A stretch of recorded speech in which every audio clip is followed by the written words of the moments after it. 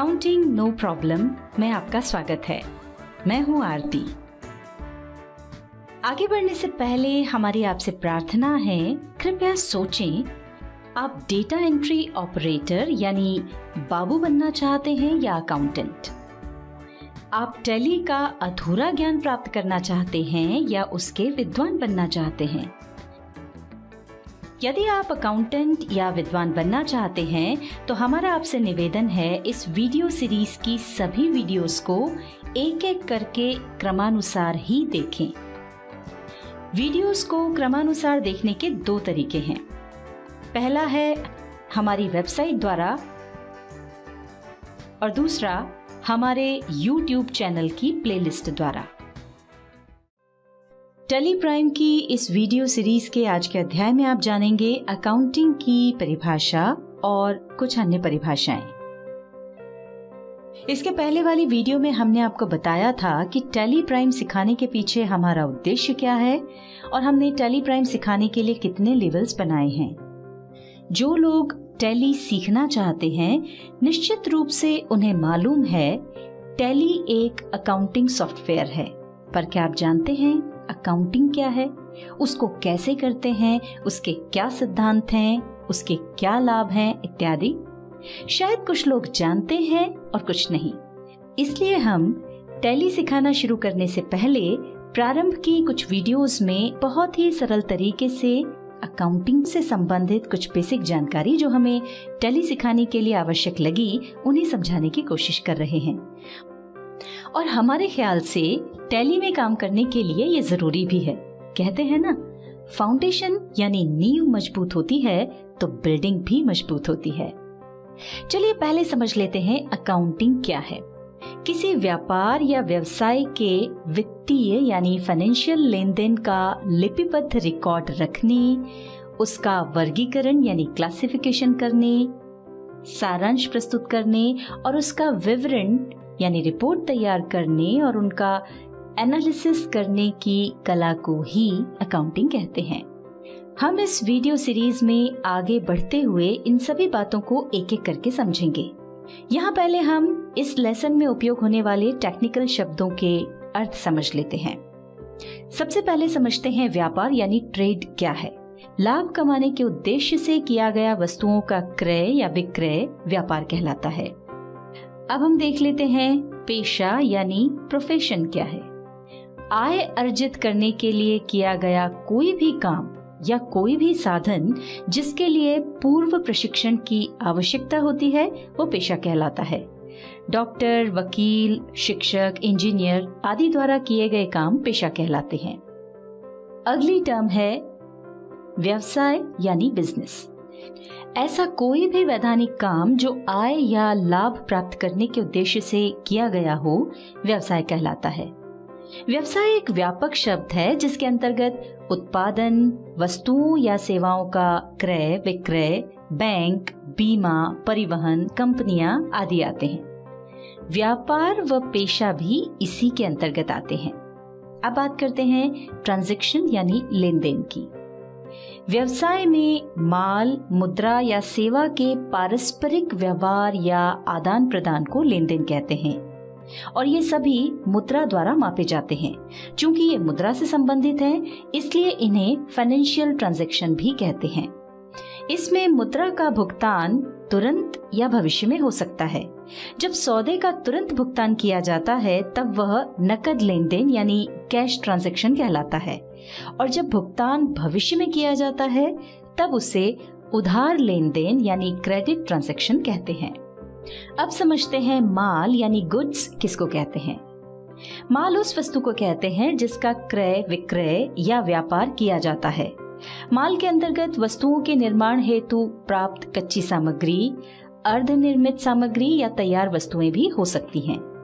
उदाहरण के लिए वस्त्र विक्रेता द्वारा खरीदा गया कपड़ा, शक्कर मिल द्वारा खरीदा गया गन्ना व निर्मित शक्कर, फर्नीचर के व्यापारी द्वारा फर्नीचर बनाने के लिए खरीदी गई लकड़ी व तैयार फर्नीचर, अनाज के व्यापारी द्वारा खरीदा गया अनाज उन व्यापारियों के लिए माल है। अगली टर्म है क्रय यानी परचेज। पुनः विक्रय के उद्देश्य यानी बेचने के उद्देश्य से व्यापार में खरीदा गया माल क्रय या खरीदी कहलाता है। व्यापार में माल को नकद या उधार खरीदा जा सकता है, जिसे कैश परचेस या क्रेडिट परचेस कहते हैं। यहाँ एक बात का ध्यान रखें, व्यापारी जिस भी वस्तु का व्यापार करता हो उसके अलावा यदि कोई अन्य वस्तुएं खरीदता है तो वो खरीदी परचेस नहीं कहलाएगी। जैसे यदि कोई कपड़ा व्यापारी व्यापार के लिए कपड़ा खरीदता है तो यह परचेस के अंतर्गत आएगा, पर यदि वो अपनी दुकान के संचालन के लिए कंप्यूटर खरीदता है तो ये परचेस के अंतर्गत नहीं आएगा, क्योंकि उसने ये कंप्यूटर अपनी दुकान को संचालित करने के लिए खरीदा है, बेचने के लिए नहीं। विक्रय यानी सेल्स। किसी भी व्यापार में कोई माल लाभ कमाने के उद्देश्य से बेचा जाता है तो ये सेल्स कहलाता है। व्यापार में माल को नकद या उधार बेचा जा सकता है, जिसे कैश सेल्स या क्रेडिट सेल्स कहते हैं। नकद और उधार विक्रय को मिलाकर कुल विक्रय यानी टोटल सेल्स को टर्नओवर कहा जाता है। यहाँ महत्वपूर्ण बात यह है कि हमारा व्यापार जिन वस्तुओं या सेवाओं का है उनके अलावा जो भी बेचा जाता है वो सेल्स या विक्रय नहीं कहलाता है। उदाहरण के लिए मान लीजिए आपका इलेक्ट्रॉनिक्स आइटम का शोरूम है और आप इलेक्ट्रॉनिक्स का सामान बेचेंगे तो इसे सेल्स कहा जाएगा, लेकिन यदि आप अपने शोरूम का पुराना फर्नीचर बेचते हैं तो ये सेल्स नहीं कहलाएगा।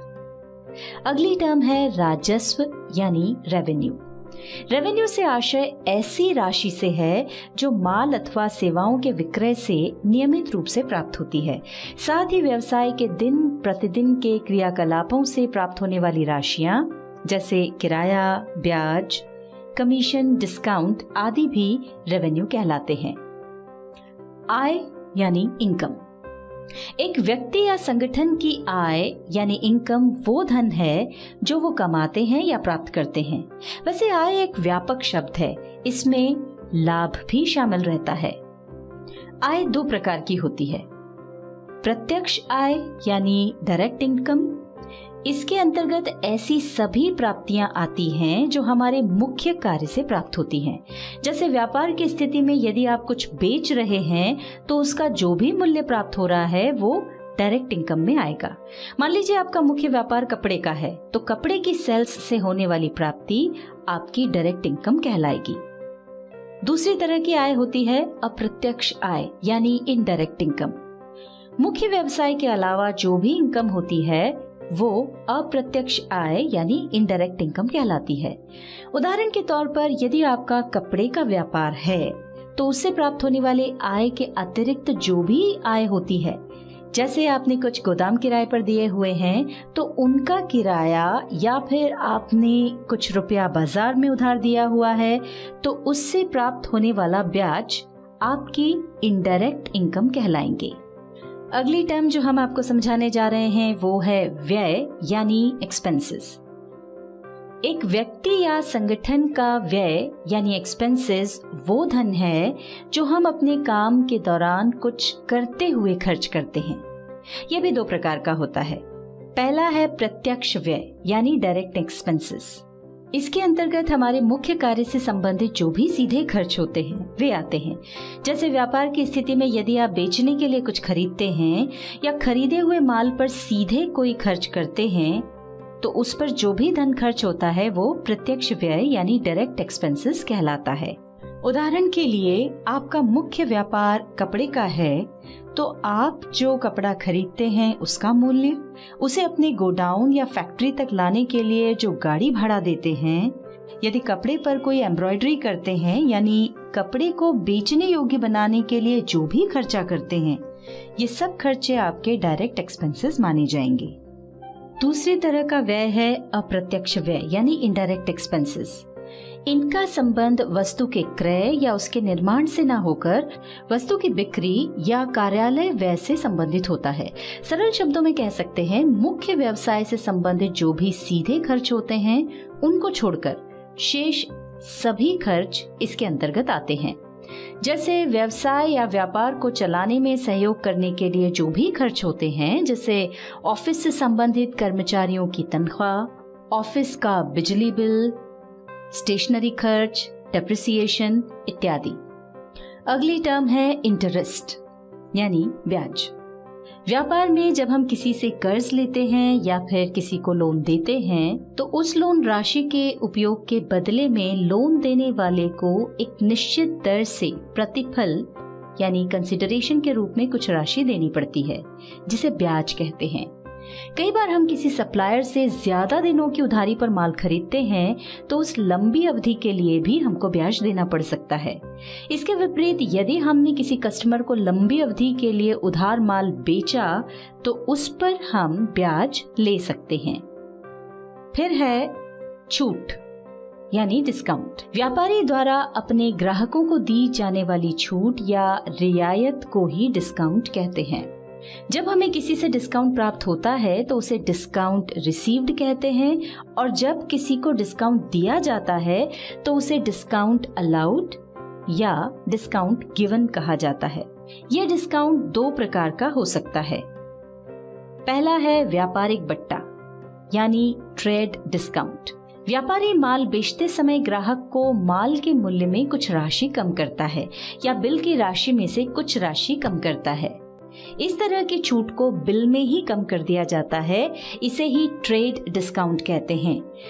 प्रायः ये छूट ग्राहकों को अधिक माल खरीदने के लिए प्रेरित करने के लिए दी जाती है। दूसरा है नकद बट्टा यानी कैश डिस्काउंट। व्यापारिक चलन के अनुसार प्रत्येक ग्राहक को एक निश्चित अवधि में भुगतान करने की सुविधा प्रदान की जाती है। अगर ग्राहक निश्चित अवधि के पहले ही भुगतान कर दे तो उसे कुछ छूट दी जाती है, जिसे कैश डिस्काउंट यानी सीडी भी कहा जाता है। प्रायः यह डिस्काउंट प्रतिशत के रूप में दिया जाता है, जैसे 2% कैश डिस्काउंट या 3% कैश डिस्काउंट इत्यादि।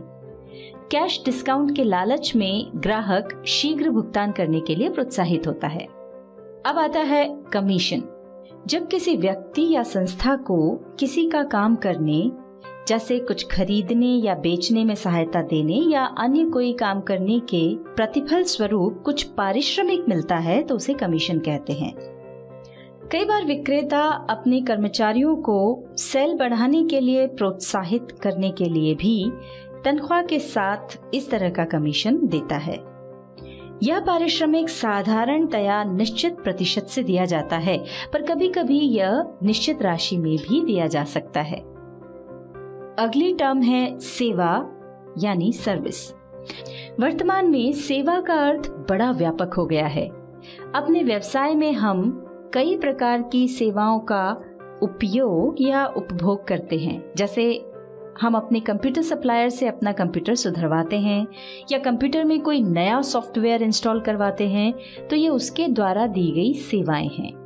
इसी तरह मान लीजिए हमने किसी इलेक्ट्रीशियन से अपने यहाँ एसी ठीक करवाया तो यह भी उसके द्वारा दी गई सर्विस ही है। ग्राहक यानी कस्टमर, हम जिसे माल बेचते हैं वो हमारा कस्टमर कहलाता है। विक्रेता यानी सप्लायर, हम जिससे माल खरीदते हैं उसे सप्लायर कहते हैं। इस वीडियो में आपने अकाउंटिंग की परिभाषा के साथ ही कुछ अन्य परिभाषाओं के बारे में जाना। इसके बाद वाली वीडियो में हम आपको बताएंगे कि डबल एंट्री सिस्टम क्या है और साथ ही कुछ अन्य परिभाषाएं।